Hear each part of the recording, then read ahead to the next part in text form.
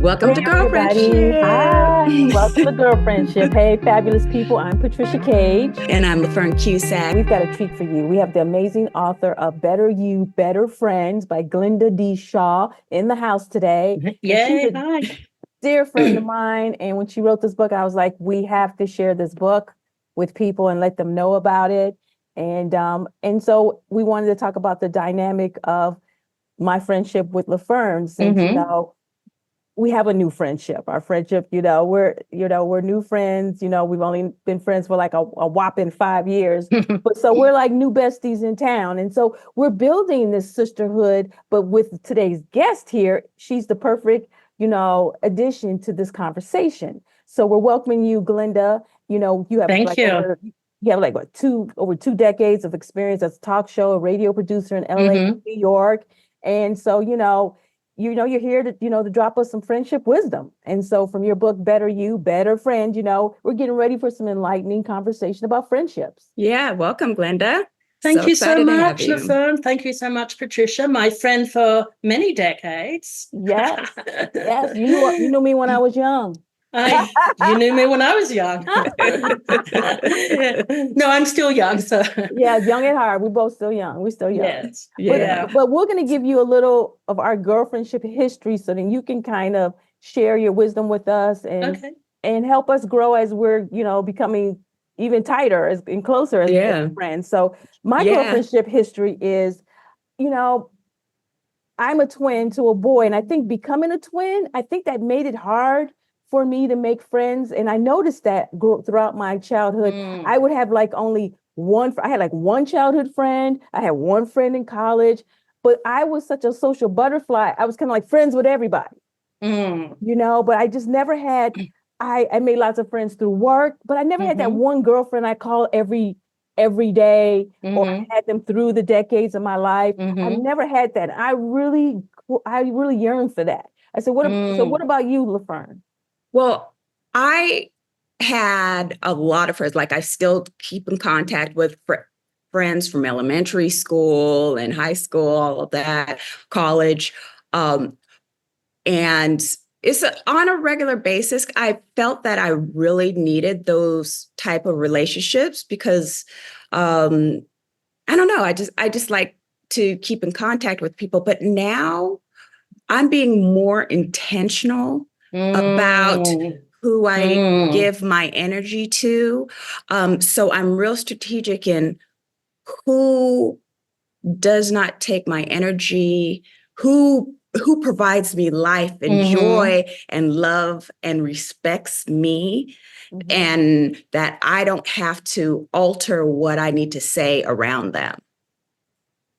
Can I ask you a question about that, LaFern? Yes. And that is, when did you decide to become intentional? What was it? What was that transition from you having this great group of friends and you went out and, something that, you might see on the pages of magazines to, wow, this is no longer working for me. I want something different. What was the shift there? I'm just curious. The shift was about a year ago. I ended up in the hospital, stressed out, overworked.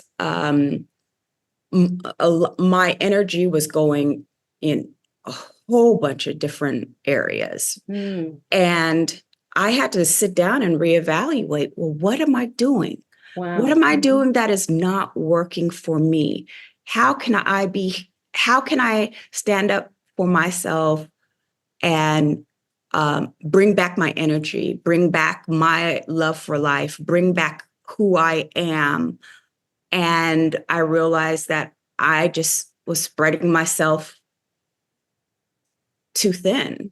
And I had to stop that. And I chose to stop that because I wanted to be that healthy individual with not only health in my body, but mind and soul. And that's what happened. That's a big transition. And you wanted to be LaFern. You wanted to find out who LaFern was, and exactly. And it's really important because I think people can drain you. So did you end up culling a few people from your life that how did you reevaluate it? Did you end up Just not paying so much attention to people that weren't supporting you? No, I didn't have to do anything.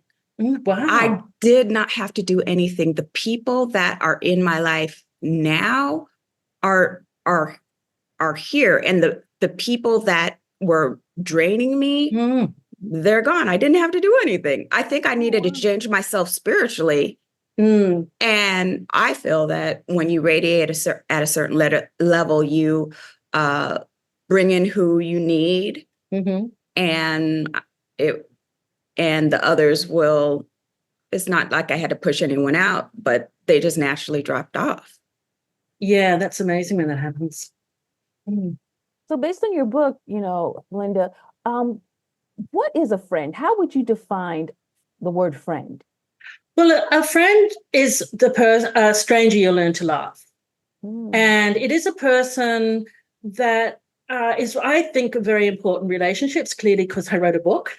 And they can really not support you when you can get very sick, because friends are so vital to your own well-being. And friends can drain you, and some friends are very transactional. I'll get to that a bit later. But basically, they're the people, I call them the democracy of relationships, because you're not born into them. So they're your peers, and they're the ones that really are with you when you grow. When you shift or change, the essential friends, those long-lasting friends, can change with you or really accept you or support that. Other ones, and as LaFern said, other ones, just drift away, or you might have realized, LaFern, that you were the one that were always keeping in contact. Ah, yes, that too.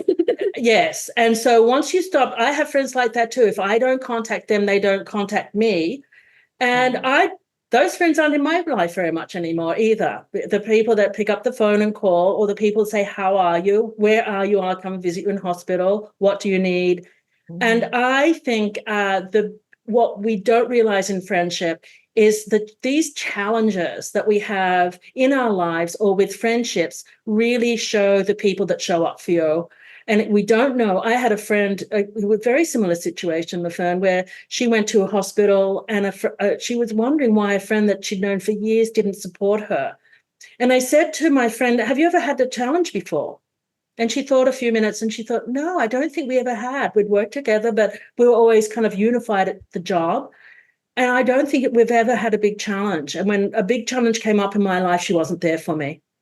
And so challenges are really, in a friendship, in any kind of relationship, with siblings, with, romantic relationships, challenges really show someone's mettle, their character, their values. So, it's probably lucky that it sounds horrible for me to say that, but you seem to have sorted out from this terrible event, who are the people that are really in your life, and who need to be in your life for you to have to find out who you are. That's why it's called Better You, Better Friends. You find, you become you could become who you want to be, and see, and there are plenty of people that love LaFern for LaFern. Exactly. And the challenge is what you're talking about, and let me know if this is that you can have challenges. Yeah. But also the challenges can help you grow within your friendship. Absolutely. And sometimes those challenges help you leap further into the friendship. Maybe you were a work friend, but somehow that person really stood by you when none of your college friends did, or something. And so you can see who shows up and who really values enough to spend the time thinking about you rather than ourselves, which become a society of, like, we kind of think about ourselves. But when you start thinking about your friend and what they need and what you could, you're happy to offer, that's when you go. And also it's about understanding the person better, finding out values of a person. Do they match your values? People that don't show up, that's not loyal. And loyalty is really important to us, what I consider almost like a protection for us, that kind of loyalty. And then according to your book, you have what are the 4 levels of friendship. Can you break that down for us? Absolutely. Basically, it's a template. Everyone has different measures, but this I found really important for my well-being, and it seems to have served a lot of people as well. The first one are those long friendships. You've had challenges, and you've had to really step back and think about who you are and in this friendship, and how much support you can give. They're the really long-term friends, and they your confidence. The first time you get a job, they're going to celebrate your successes, rather than be jealous of them or envious of you. They want the best for you, and they're your essential friends. Usually they've had to weather, the seasons of time. They've had to go through a few seasons. Some of my closest friends, they went into motherhood, which I didn't. I went into career. They went into motherhood. Other friends from my work, one friend said, I said, I didn't ever think I'd be still great friends with you all these decades later. She said, I knew. But at that point, I was kind of more into my collaborator friends, which is the next level. But so you find people that they live beyond the season of which you met them, the context of which you met them. And the collaborators are the people that support you at work. They give you a lot of emotional support at work, or maybe you're a parent and you're getting into parenting and you meet a group of women, and then you go through high school, through the stages with your children. And then after your children have all left school and graduation and goodbye, see you when you come back for summers, you don't have much left. It feels spent. It feels like your purpose for being together and all that support was about bringing up your wonderful children. And you want to go into a career, you want to go back to study. They enjoy doing something very different to what you want to do. And then you might grow apart or you may not. So I think that I think the importance with collaborators, because they are this emotional bond at a certain time. You've probably felt it when you're at work. They're the people you have to be careful about hanging on for too long. I had a very lovely work friend, but boy, we did not survive after our work dissipated, and we went our different ways, and we just have not been able to keep in contact since then. The next one is the associate friends. Now, I love my associate friends, but they're kind of a one-party system. It's like you go to a book club, you go to an exercise club, you have a great time with them. They usually don't know a lot about you. They usually don't know your troubles from the past, or your troubles in relationships or whatever. They usually are there to help you exercise, to help, talk about books, go to maybe I call them associate because they are associate. So they're really valuable friends to have. But it's really more a single purpose. Maybe it's a church friend. There's so many, but I see a lot of value. And actually, a number of my associate friends have turned into really good friends. So any of these groups can grow. And I think the next one is I've had really great mentors in my life and mentees, and they're more professional. There's a power differential. You'll have someone that's more seasoned, that's really helping out you in the beginning of your career, or you're helping someone out helping someone out in their career. And they've been really interesting relationships to me as well. They've helped me grow, because if I'm older, working with someone who's younger or guiding them, I'm getting that information from what it is to be that many years younger than me. So they inspire me as much as I hopefully inspire them. And the younger people, they usually are more deferential or like the older person better, just because they feel they're getting a lot of value from that. But it's still very, very important relationship. At any level, any one of those can grow into long friends. I had someone I was like a mentor. He was my mentee years ago. We're still friends. He just got married, and so it's great. It's really good. Well, I never knew there was levels of friendships. So why did you feel that it was so important to write a book about friendship? It's such a unique subject matter. You sure do. I would say I wrote that because I was at a birthday party, one of those big birthday parties, and I looked around the table and I thought, how did I get here? That person lied about me to a workmate that I didn't get a job. That person never calls me back when she doesn't feel like it. That person is so unreliable. And I looked around and I thought, I love all these people, but they no longer work in my life. I don't feel protected. I don't feel that they've got my best interests at heart. I think, and that's when I had a kind of a friendship crisis. So what I actually did is I wrote out all the friends that I really admire in my life, all the friends that get things done, all the friends that have showed up, all the things that will return calls when I call them. And it was surprising, they were there. They were in my life, but other people that I'd what he called siloed off a little bit with, because they were more convenient. They were convenient friends. There was a little bit of history with us. So we had shorthand, and that kind of convenience and shorthand can kind of feel after a while can become habitual. And you know what habit forming thing, issues, what happens to habit forming issues? You get addicted to something that's not of real value in your life. Maybe except chocolate, There's a few exceptions there. But, basically, I think sometimes I'm reading actually a book on critical thinking. It's really, really, really good. And I think we think friends just happen. We don't think, well, we have to really think, what am I getting out of this? What do I like about this person? And all those people that were invigorating me at that time, they're still friends with me today. That was quite a while ago. So they're still friends now because I saw how they really showed up for me, how they were inspiring, what I said, closed deals. They weren't someone that always talked about. I still have this friend that from that party, actually, it still talks about doing his one-man show.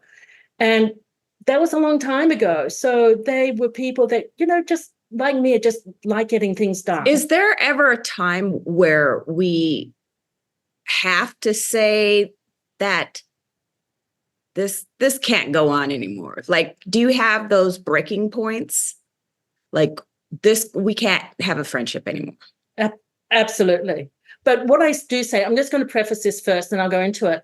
Don't ghost someone. If you feel that you've had it with someone, don't ghost them. Really, you show courage when you stand up for your own values and you can discuss it with someone. You shouldn't be embarrassed if you're not happy. Maybe you've set a lot of boundaries with somebody. And I do have a situation in the book, and I'll give his because it's just so clear. He's a leadership, corporate leadership person, and so he was very articulate about what his needs were. And he called a friend. He said, "You know what? Our friend isn't working anymore. I feel that it's kind of done." And she said, "Oh, do you?" And he said, "Yeah, I do. And I just don't think we can really be friends anymore until something changes." She said, oh well. And they hung up. And he said, as soon as we hung up from that conversation, they've been friends for years, by the way. I mean, she might have been taken by surprise, but he realized that was it. He got his answer. Wow. He got his answer. He knew that she didn't fight for him. She didn't say, "What did I do?" She never promoted any conversation like, "Oh, I'm so sorry about that. What on earth did I do? I see what we can work out." She just said, "Oh, I'm sorry you think that way. Bye." So, there are times where people, and also if you ask someone to not step over boundaries, it's kind of like, you show people how you want to be treated. And by that, I mean, I think boundaries saying to someone, "Hey, I think that this is really annoying me." That's something you can work out in friendship too. This is something you can work on together. You can think, right. Okay, you know what? I'm always late. I've always been late. I don't know what it is. It's a brain function. Can you just forgive me? Or can you just come 15 minutes later? Because when you're late, it doesn't worry me. And so I think that sometimes you just have to let go that certain boundary if the person really discusses it with you and you understand. That's getting their point of view on it too. They might have a point of view on that boundary as well. And so I think that setting boundaries is really important. I can't imagine still having all the friends. If I kept all the friends that I had throughout my life, I'd be texting someone every 5 minutes. And you can't do that. You have to cull, you grow, and you see who people are going to kind of move to the next level with you. And you have your close group of friends that will always be there. Yeah. But do you find it difficult, LaFern, when you're you feel that something's not working in a friendship? Have you had a time when you wish like, I wish I could just say, look, we need to move on from this relationship? Yes, but also you made a good point in regarding communication. And Patricia and I think we communicate good, don't you, Patricia? Yeah. Mm-hmm. And so with our relationship, I know you wanted to talk about that, what our communication style is and how we go forward in. Well, the thing about LaFern and I is that we are vastly different. I'm single, she's married, and she has a son. And and then you might wonder, like, what do we have in common if we have such different lifestyles? But we have really forged a real true friendship. And like she says, we have great communication. Like, I don't know, we just kind of have this kind of language. Like, she'll call and she can just sense something's wrong, or I can sense something with her. But like, how do women with different lifestyles cultivate a long-lasting friendship? Well, I think you just nailed it. I think it's about quality of person and compatibility rather than at what life they're in. We confuse the external with the internal. And clearly you have very similar characters. You're both innovative. You both are good. You really like communicating.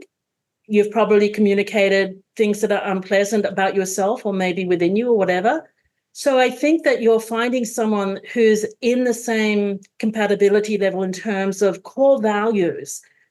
Finding your purpose, children and husband doesn't change a core value. So you find someone that you can trust, that you feel protected, that's going to, hold your, secrets or your confidences, not see those as social currency to someone else to gain power. You find these out, and I think it doesn't matter about the external, what's going on externally. I really don't. I think it's to do with your character. You find people that have similar character, and characters, all over the map. But clearly your purposes in life are very, compatible, that make you compatible. And communication is key, really, really key for everybody. What I like about our relationship is that we actually tell each other what we need. Like, well, Patricia's really good at it. She's really good at saying, hey, look, I am not happy today. I'm trying to break out of it. Talking to you helps me. So then I know, okay, she needs help right now, which I think is great. So it's like, what role, like, do you play?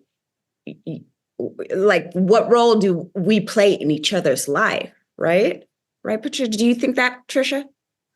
Well, definitely when you said you were like overworked, burnt out, and you were starting to feel sick, and it was taking a toll on you. You would reach out to me those moments where you were just like, I'm not good today, I just can't, can't do anymore. And I just kept saying, then just let it go, walk away from it, just take care of you, put you first. Just you saying that's the first time I said I can't. I just realized that to you. I was like, I'm overwhelmed. I just can't. Yeah. And I would always say, just let it go. Yeah. So you got to put you first. I said, because if you can't take care of you first, you can't take care of your husband. You can't take care of the ones that you love. You can't take care of your son if you're broken. I said, so no, you got to take care of you first. Yeah. Yeah. I love even though I've heard people say it a million times, they say that line, it's true. Because if you're sick, you don't have the strength to take care of your husband or your child and be there for them and be a support to them. Mm-hmm. So it's like, yeah, you definitely have to take care. Ask yourself, how am I feeling today? How can I make myself feel better? Right. How because can I fill up my chalice so it can yeah, run Yeah. over and help yeah, others? yeah, you gotta give yourself grace. Well, how do we define our sister circle? Well, this comes down to the essential friends. I say there's about five, 5 to 7. It varies to person. Some people just like having one or two really close friends. And you have about 5 or 7 close friends or friends that you do trust, say 5. It depends how old you are too. And then you have the next level, which is, collaborators might be, or your associate friends, and they're about a 15 to 25. And the circles get bigger, and they are a circle. And actually, interestingly, there's a number called the Dunbar number, and he looked at how big does a group have to get to still support each other before too many more people, they stop supporting each other. And he studied this extensively. And it's called the Dunbar number. It's been around for many number of decades now. And he said I think it's about 120 to 150. And that's why Amish groups and stuff are about 150. But when you think of it, they have your core family, then you have your cousins, and then you have the people, then the people you work. You probably remember about 150, well, maybe, about 150 names if you see them on the street, maybe more. I mean, in TV, it's unnatural how you have to remember stuff like that. But most people, you kind of 120 to 150 church going at church. So you have this core group, which is your kind of the close family of friends. Then you have the collaborators, a bit bigger, people you work with on different projects, maybe your neighbors, things like that, people like that. And then you have a much bigger group of, people you work with, but you kind of still have a friend that I worked with years ago. And she'll say, oh, come up and see, she's a comedian. She'll say, come and see my comedy. And she'll still occasionally say that. I think social media has made those kind of connections a little unnatural in terms of, people having 5,000. Our brain can't contain that. I know. They just can't hold that. About 120, when you start, and it depending who you are. I mean, if you're someone that just likes, a couple of friends, you work in a pretty quiet office, you may not have that. But basically, that's kind of the most that our brain. Yeah. And so far, I haven't heard any disputes about that number. So, and I get it. Otherwise, it just becomes, I mean, someone from a magazine actually thought, you know what, I've got thousands of people on my internet. I'll contact them. Some had passed away. Some had no idea who he was. One guy got angry. How dare you contact me? That they're all people that somehow liked him or responded to his like. So when you look at your group, there's some people it's like, who was that again or something? And I don't have a lot of, I don't get, I'm not one of those people that love, thousands of friendships, because I like to keep it within the Dunbar number. It's a little bit bigger than that. But yeah, so I think that the circle of friends, it doesn't have to be a circle. It can be like a tree. It can be, a lot of circles and they can all intermingle. But bottom line, there's usually a core group that you feel really knows who you are and you hold great value. Right. It's not the internet friends. It's not your Instagram. Yeah. It's like, I've got 5,000 friends, but that's the new. And I've had debates about this with a man who said, well, your brain can hold that. But also I think men's friendships are different to women, too. I don't think, have never heard, what is it? Brother friendships or something. Oh, and bromance. bromance, things like that. So I think that when you're looking at your own circle, and it doesn't have to be transactional either. You might like Betty very much and you might call her. I have a friend that I always call her. She never calls me. I love her. I know why she won't call back. It's not always quid pro quo either. You can have someone and just enjoy them and, and they're essential friends. It's like, I think I lent you 20, don't worry about it. You bought me lunch. There's just, you don't have that kind of transactional vibe going with other people you might. But so a friend circle but as you said earlier, LaFern, it's to be conscious about it. if there's someone you feel that you really want to keep in contact with, what you can do is keep contact with them, but say, hey, let's have coffee. And when you have a coffee, go there for an hour and have a hard out after about an hour, or, and you can still stay in contact. You don't have to have the same contact. That's magazine. That's what they have in the magazines. And women have become, absolutely following these magazines, what you should and shouldn't have. But you have to find out what you want.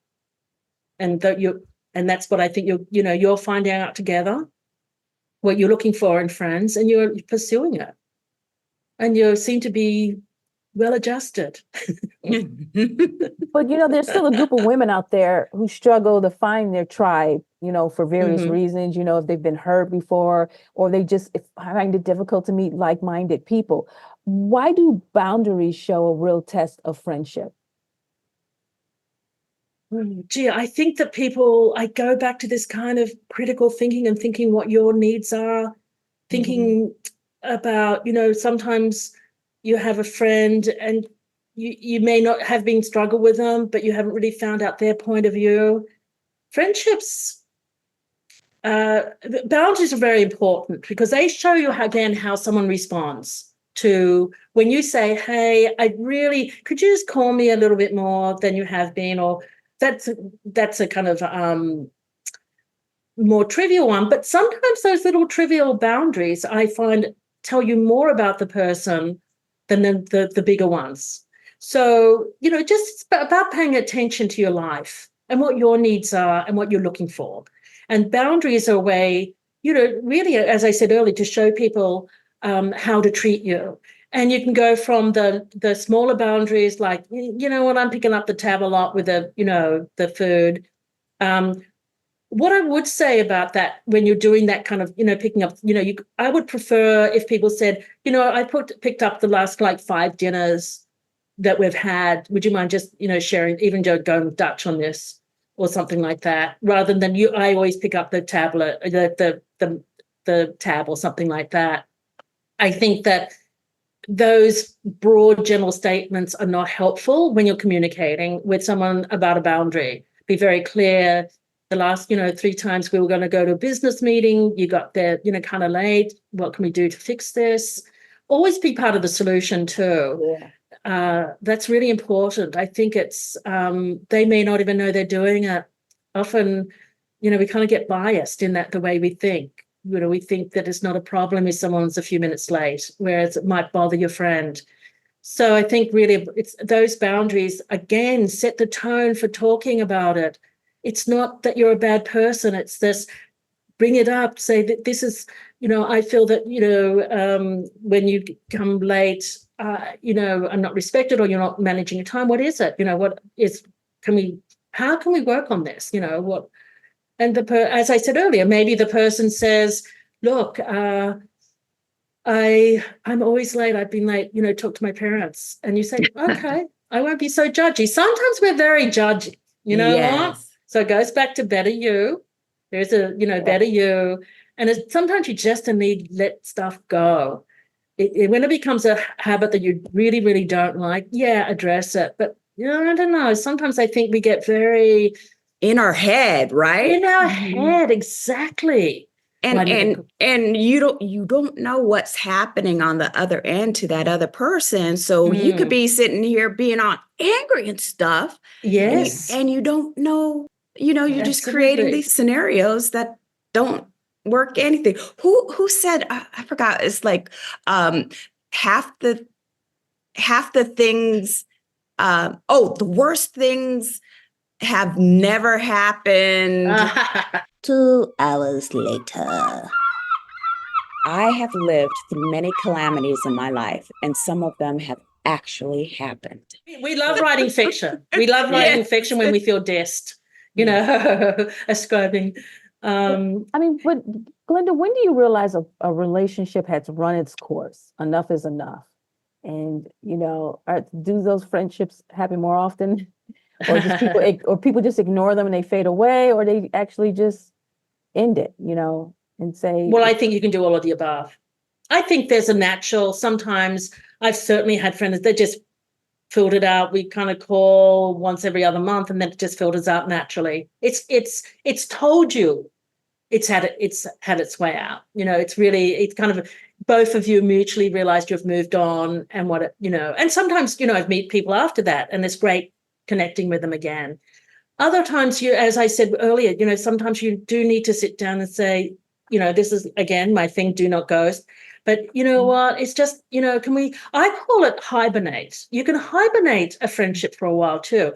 I had a friend, and she was calling a friend. Her friend was having a lot of serious issues in her life. And my friend was, I don't know, maybe she wasn't being supportive, but the other friend just said, I can't talk to you anymore right now. I just have to solve this whole issue in my life by myself.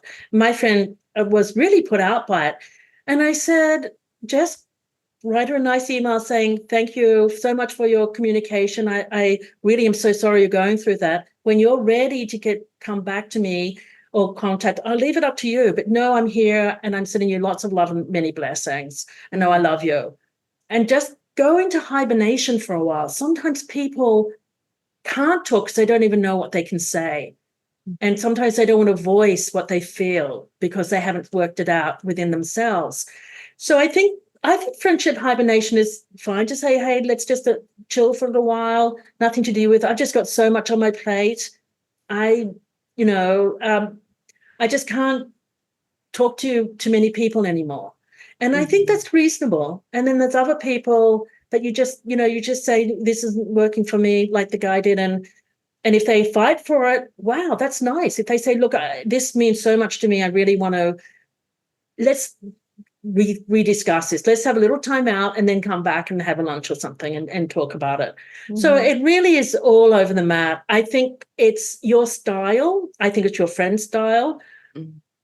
But there's no style that's ghosting. That is a lack of courage, and it's very, very unfair. I had a very long friend, and she ghosted me, and it was really unfair. I have no idea what happened, and it's beyond rude, and it's unnecessary. It really is. Even if she sent me a note, and I think ghosting is really shows a sign of powerlessness rather than power, and we want to keep our power.